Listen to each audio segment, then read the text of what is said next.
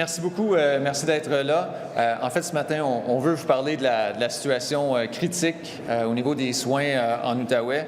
Vous le savez, on en parle depuis un certain temps.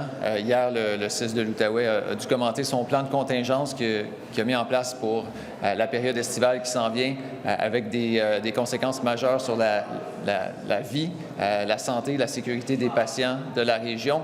Je commencerai d'abord par passer la parole au Dr Bonneville, qui est un médecin dans la région depuis de nombreuses années et qui préside maintenant le Conseil des médecins dentistes pharmaciens. Merci. Je tiens à remercier M. Fortin de l'opportunité de pouvoir vous parler ce matin. Ça fait un mois que nous sommes sortis dans les médias au niveau du CMDP dans le CIS de l'Outaouais. On a des grandes inquiétudes par rapport à ce qui se passe en Outaouais, des grandes inquiétudes par rapport à la sécurité des patients. Dans à peu près tous les secteurs, services, départements confondus, on est sur le bord de la crise. On a un problème important avec la proximité de l'Ontario. Tous nos travailleurs dans le secteur de la santé semblent être attirés par des salaires plus élevés, des conditions de travail nettement meilleures en Ontario. Et c'est une exode qui est importante.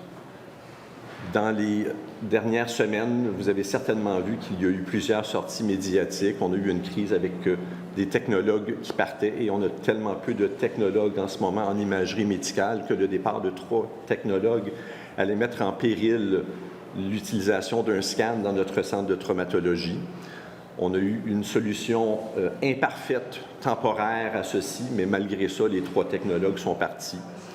Cet été, on a une crise imminente au bloc opératoire de l'hôpital de Gatineau. L'hôpital de Gatineau qui a 7 salles d'opération. Il y a 5 à 6 ans, les 7 salles d'opération fonctionnaient tous les jours, outre bien sûr les soirs, les nuits, les week-ends. Maintenant, on en fait fonctionner 2 par jour, avec l'aide de retraités, parfois 3. Cet été, on est en plan de contingence pour tenter de s'assurer qu'on ait au moins une salle d'opération qui fonctionne 24 heures sur 24. Nous sommes le seul centre d'obstétrique pour toute la région avec 2400 accouchements. Alors, ça prend absolument la possibilité d'avoir des césariennes d'urgence 24 heures sur 24. Et dans certaines situations, une césarienne est nécessaire en dedans de 5 minutes pour sauver la vie de l'enfant. Nous, on a peur qu'avec les plans de contingence actuels, où est-ce qu'on a possiblement juste 3 infirmières qui vont être disponibles sur une période de 24 heures, que ceci mette en danger plein de monde dans l'Outaouais. On est au point où si une personne se lève le matin qui doit travailler au bloc opératoire a une gastro-entérite, on ne peut pas faire fonctionner notre bloc opératoire. Donc, nous, il y a environ un mois, on a commencé une pétition. Alors, je vous lis la fin de la pétition. Nous demandons de la part du ministre de la Santé, Christian Dubé, qu'il intervienne le plus rapidement possible afin d'assurer une équité d'accès aux soins en santé en Outaouais, en appliquant une rémunération différenciée aux travailleurs et professionnels de notre établissement. Seul notre gouvernement a le pouvoir de mettre fin à l'hémorragie de départ vers l'autre province. Monsieur Dubé, n'abandonnez pas l'Outaouais. Moi, aujourd'hui, je veux vous faire part d'un message. Mon rôle comme président du CMDP, c'est d'assurer la qualité de l'acte pour tous les soins qui sont donnés en Outaouais. Moi, en ce moment, je vous dirais que c'est pitoyable.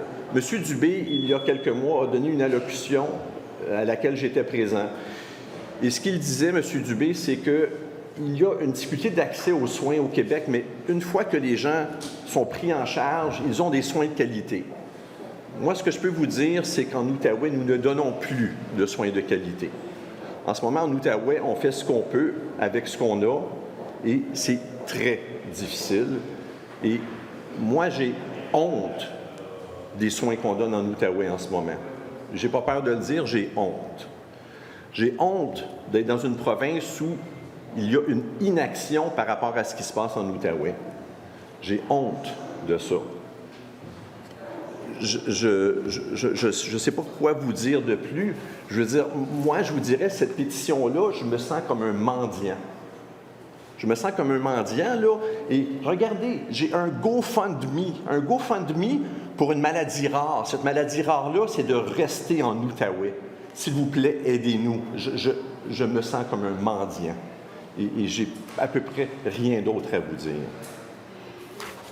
Merci, Dr. Bonneville. Je pense que ce que le Dr. Bonneville partage avec vous aujourd'hui, ce que 15 chefs de département, médecins chefs de département, entre autres, ont partagé dans une lettre publique il y a quelque temps, ce que 5 médecins en cancérologie ont partagé pas plus tard que cette semaine dans une lettre ouverte, c'est une réelle appréhension par rapport à la période estivale, c'est une réelle inquiétude, une peur par rapport aux services qui vont être disponibles pour la population de l'Outaouais. Moi-même, comme résident de la région, je partage l'inquiétude des citoyens qui comprennent ce que les médecins sont en train de leur partager. Puis, Dr. Bonneville, moi, j'apprends à le connaître, mais ce n'est pas quelqu'un qui me semble alarmiste, c'est quelqu'un de raisonné, de réfléchi et de posé. Et pour que ces gens-là prennent la peine de véhiculer une telle inquiétude au gouvernement, c'est parce qu'elle est réelle. Quand ils disent qu'il y a une question de vie ou de mort cet été dans la région, c'est parce que c'est vrai. Quand les médecins en oncologie disent qu'ils craignent pour la sécurité de leurs patients, c'est parce qu'il y a un réel enjeu. Alors, que le ministre de la Santé, que la présidente du Conseil du Trésor aujourd'hui nous disent qu'ils comprennent la situation, qu'ils sont préoccupés, c'est une chose, mais on a besoin d'actions immédiates pour protéger le réseau de la santé cet été dans la région. Oui, bonjour, Tommy Chouinard, La Presse. Docteur, dites-moi, qu'est-ce que vous demandez précisément? Est-ce que vous avez des idées de mesures à M. Dubé, à lui proposer, à mettre en place?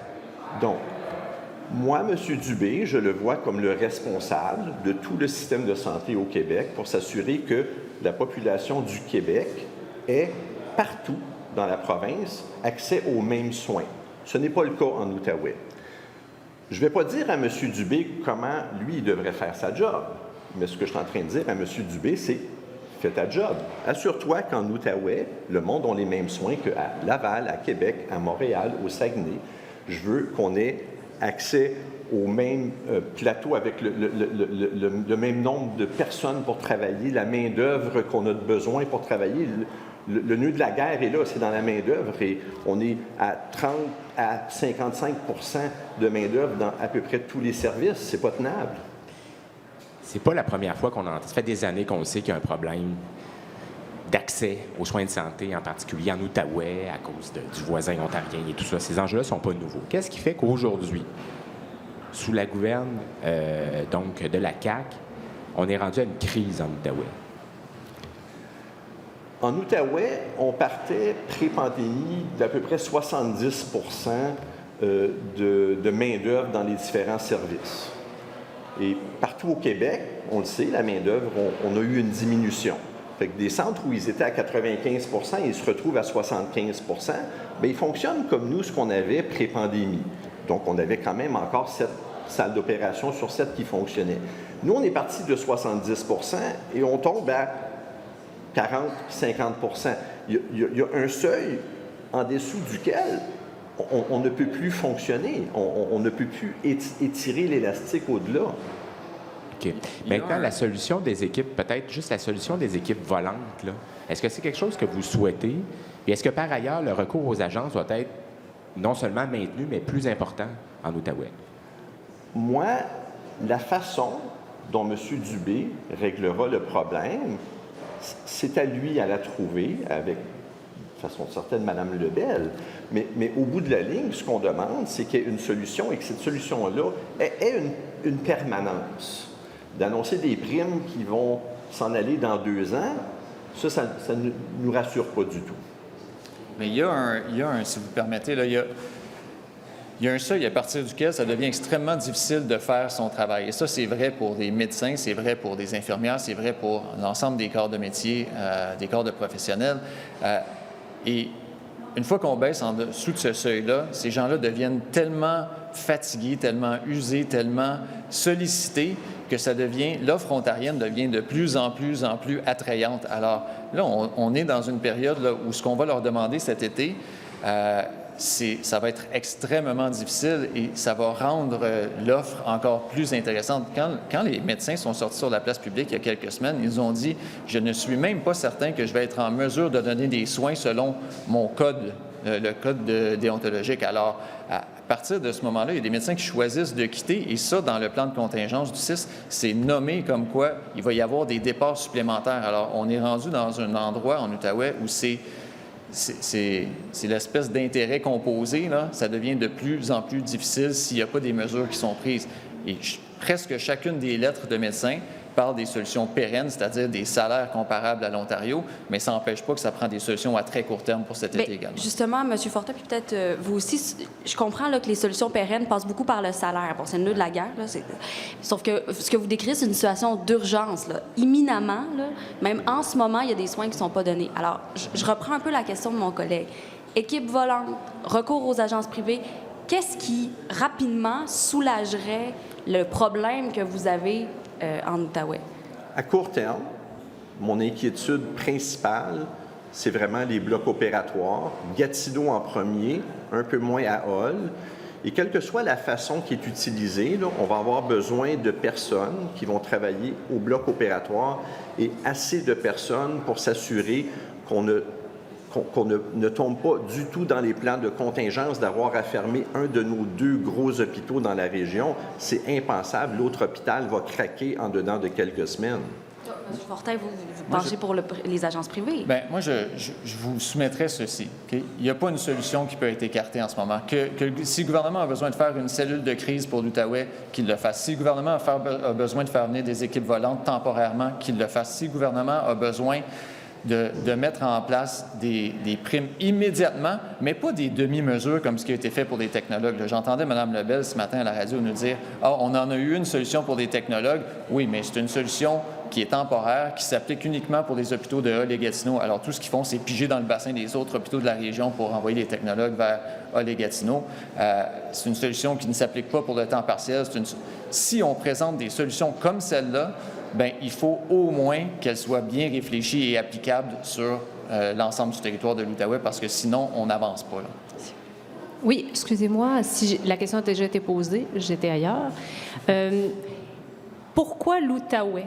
Pourquoi est-ce que c'est un problème vraiment ciblé en Outaouais? Pourquoi est-ce que c'est à cet endroit-là? Et pourquoi est-ce que le gouvernement ne semble pas répondre à vos attentes parce que vous êtes dans cette région-là? Je vais commencer par la fin de la question. Pourquoi le gouvernement ne semble pas agir? Ça, il faudra demander à M. Dubé et Mme Lebel. Pourquoi l'Outaouais? On a une proximité avec l'Ontario.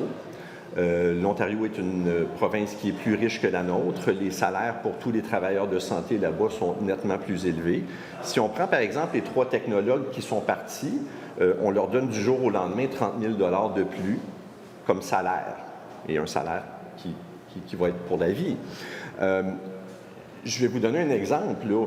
Notre proximité avec Ottawa fait en sorte qu'on perd des gens, des travailleurs de la santé formés pour des travaux de technologues et qui partent travailler pour le gouvernement fédéral. On a des travailleurs de la santé en ce moment qui sont des fonctionnaires au fédéral. Ça paye mieux. Ils font du 8 à 4, télétravail pendant 3 jours de la semaine. Je peux les comprendre. Alors, la proximité nous tue. Mais au niveau de mon autre bout de question, c'est-à-dire,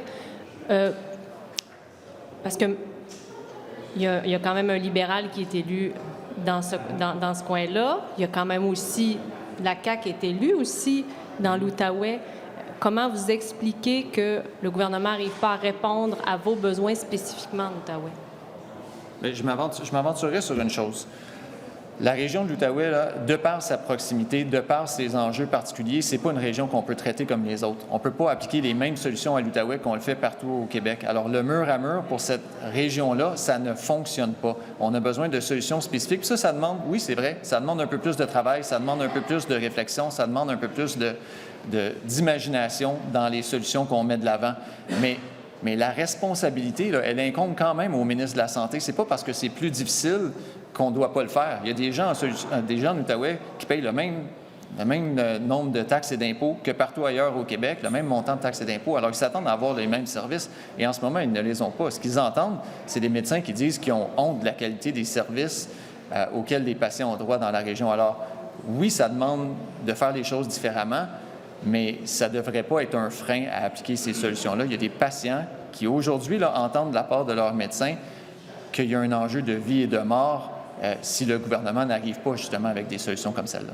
Merci. Moi, si je peux me permettre, je vais faire une remarque un peu philosophique. Je pense que la population du Québec, en ce moment, doit se poser une grande question. Et la grande question, c'est est-ce que nous, ce qu'on veut, c'est prioriser le droit de toutes les personnes au Québec d'avoir les mêmes soins en santé ou le droit des travailleurs de la santé d'être rémunérés de la même façon, dépendamment qu'ils demeurent en Gaspésie ou en Outaouais. Alors, je pense que le droit des personnes d'avoir des soins de santé qui sont les mêmes partout au Québec prime sur le droit des travailleurs d'être rémunérés de la même façon partout dans la province. Donc, en Outaouais, à cause de la situation particulière à côté de l'Ontario, où c'est attirant pour les travailleurs, on devrait peut-être payer donc plus les travailleurs de la santé? Moi, je pense que c'est la seule façon qu'on va pouvoir assurer des soins de qualité en Outaouais. Bien, en ne le faisant pas, là, ça mène à des situations comme celle-là. Et dans la pétition du Dr Bonneville, qui a été signée par environ 22 000 citoyens, on fait état du nombre de soignants dans certaines unités de service. On parle de quoi? 25 d'effectifs au bloc opératoire de Gatineau. Là. 25 d'effectifs. Moi, dans l'unité de soins à l'hôpital de Charville, ils sont à 16 d'effectifs. Et ça ne va pas en augmentant. Alors, ce n'est pas soutenable. Le modèle actuel n'est pas soutenable. Ça prend des solutions comme celle-là. Sinon, on va continuer à ne pas offrir des soins à la population. L'Outaouais est dernier dans beaucoup d'indicateurs en santé et ça ne va pas en s'améliorant. Dans le plan de rattrapage en chirurgie, là, M. Dubé prévoit qu'à la fin de son plan de rattrapage, 40 des chirurgies en attente soient en Outaouais.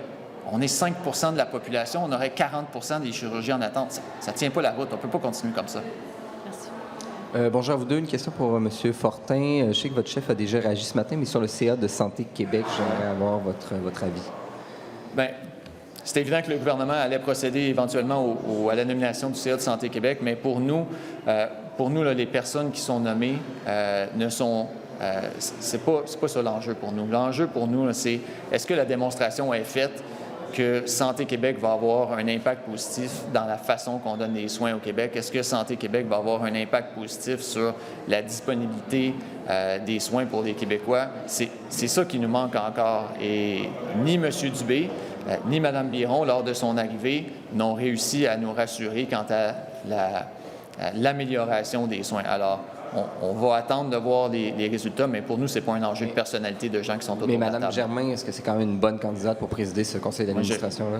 Moi, je vois de loin le parcours professionnel de Mme Germain. Ce n'est pas quelqu'un que je connais. Je n'ai pas analysé chacune de ses aventures professionnelles.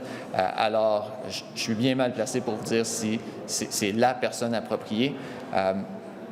Mais encore là, peu importe la personne qu'on met dans ce rôle-là, il faut lui donner le cadrage, il faut lui donner les outils nécessaires pour améliorer les soins à la population. Et ça, cette démonstration-là, elle n'est toujours pas faite. Merci. Bonjour. Peut-être juste une précision, Dr Bonneville. On y a fait allusion à quelques reprises jusqu'ici, mais l'équipe volante annoncée par Christian Dubé la semaine dernière, est-ce que c'est une bonne solution pour soulager le réseau de la santé en Outaouais, selon vous? À court terme, je vais répéter ce que M. Fortin a dit, nous, on est ouvert à n'importe quelle solution qu'on va nous offrir. Si on nous offre de l'aide à court terme, moi, je suis ouvert. À long terme, ce qu'on veut, c'est avoir une solution sur le terrain qui ne dépend pas d'équipe volante. Juste sur la question de l'équipe volante, je la prends de façon plus générale, là, parce que j'ai entendu les commentaires du président du CMDP de la Côte-Nord, entre autres, à qui on a offert l'aide de ces équipes volantes-là. Pourquoi il faut toujours attendre qu'on soit accolé au mur avant d'agir? Là, il y a eu une crise sur la Côte-Nord et 2 jours plus tard, le ministre de la Santé a dit « Ah, bien, on va arriver avec des équipes volantes, faites-vous-en pas. » Là, il a lancé un site web, etc. Ça fait 3 ans qu'il nous parle de ces équipes volantes-là. C'était dans le discours d'ouverture du premier ministre après l'élection, l'idée d'avoir une agence interne. Alors, pourquoi on a attendu la situation de crise? Et là, en ce moment, sur la Côte-Nord, ils n'ont toujours pas, il y a des gens qui n'ont pas les services nécessaires parce que l'équipe n'est pas arrivée encore. Alors, on a toujours l'impression d'être à la remorque d'une crise médiatique, d'une crise publique, et après ça, on agit. ce que le docteur Bonneville est venu décrire aujourd'hui comme situation dans la région, là, ça fait des mois et des mois et des mois qu'on en parle à Christian Dubé. Ça fait des mois que le docteur Bonneville et d'autres sonnent l'alarme publiquement. Et là, aujourd'hui, on nous dit « Ah bien, on va peut-être arriver avec une solution qui ressemble à celle qu'on a présentée ailleurs. » Pourquoi on n'a pas fait ça avant qu'on en arrive à un plan de contingence qui fait état d'augmentation des décès en Outaouais? Mais si je peux me permettre de vous parler d'une solution à court terme. Or, ce que M. Dubé a dit la semaine dernière, c'est que cette équipe-là pourrait être appelée à demeurer de façon permanente pour combler des besoins ponctuels un peu partout au Québec. Est-ce que ça, c'est de nature à vous rassurer? Les postes, si je prends juste les postes infirmiers, infirmières, c'est toujours un petit peu difficile d'établir combien il manque de personnel. Il y a des équivalents temps plein, temps partiel et tout. Mais au dernier compte de la semaine passée, là, il nous manquait à peu près 600 infirmières à temps complet en Outaouais. Ça va vous en prendre en maudit des équipes volantes. Peut-être une dernière chose. J'aimerais savoir, est-ce que vous avez eu, au cours des dernières semaines, des échanges avec soit le ministre, soit l'une de ses représentantes, ou des représentants du ministère au sujet de la situation en Outaouais? La réponse va être facile, non. Est-ce que vous avez sollicité une rencontre? Il y a un mois, lorsque la crise avec les technologues a éclaté, j'ai été capable d'avoir, je pense, l'adjoint de l'adjoint à M. Dubé. Puis qu'est-ce que ça témoigne, selon vous, cette situation? Bien, que M. Dubé, il est très bien protégé par son équipe. Il est bien protégé. Qu'est-ce que ça veut dire, ça, être bien protégé? Bien, je pense que pour arriver à M. Dubé, il faut passer à travers plusieurs couches protectrices. Et moi, je suis jamais arrivé à passer à travers toutes ces couches-là. Maintenant que vous êtes ici, est-ce que vous allez demander une rencontre avec le ministre ou son équipe?